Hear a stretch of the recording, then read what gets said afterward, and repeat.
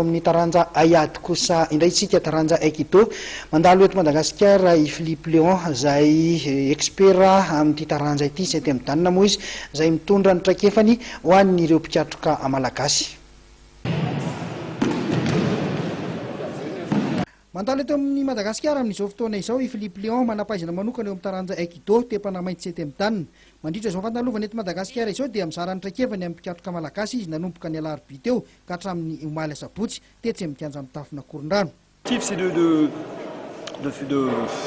C'est de faire pratiquer les gens un petit peu ce qu'on fait en Europe. Mais bon, il n'y a pas de problème du tout, comme je suis déjà venu en 2008.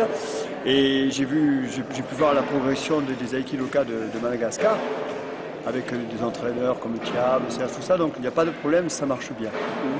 Aikido à Madagascar se porte bien. Là, on va baser le stage sur les techniques de base, d'accord? Et au fur et à mesure que le stage avance, on va essayer d'avoir des techniques beaucoup plus hautes, beaucoup plus évoluées.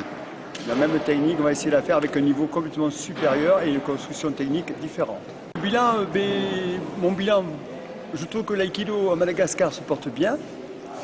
Il se portera très bien quand si l'aïkido à Madagascar arrive à s'unir, hein, que ça finisse par faire un seul groupe, ça sera super pour Madagascar.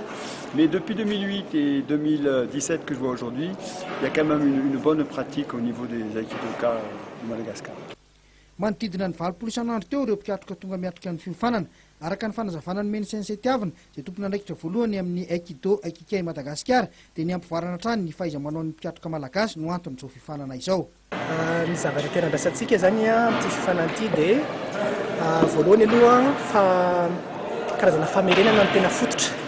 Efa rarana ilay fototra fa rehefa misy olona manatraka efa mandritra ny 7 taona 15 taona dia tsara ihany miveritra amin'ilay kion de base izany hoe fototry ny aikido amin'ny teknika rehetra dia iny ny afahana avy eo mivelatra amin'ilay teknika hafa ny variante antsoina hoe inkawaza dia ny forma samihafa amin'ny andachiwaza zany hoe ny ray mipetraka ny ray mitsangana na miara-mipetraka na samy mitsangana dia avy koa avy ny resaka fanadihadiana ny resaka fitaovam-piadiana miarana fitaizam-batana mahatonga azy hoe aikido fa tsy aiky jitsu ohatra ny taloha fa natao hoe aikido dia satria fomba fihetsika, fomba fianarana ahafahana koa mandrafitra ny maha-olona feno. Izay ny tena foto-keviny dia izay mandrafitra maha-olona feno izay mitondra fiarahamonina mirindra sy milamina.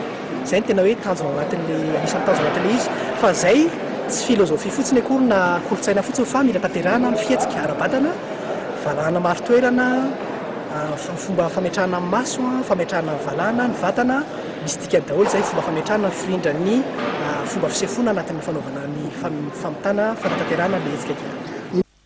Mbola nanamafy moa ity expert ity fa iverina eto Madagasikara ampiofana ny mpiatroka malagasy.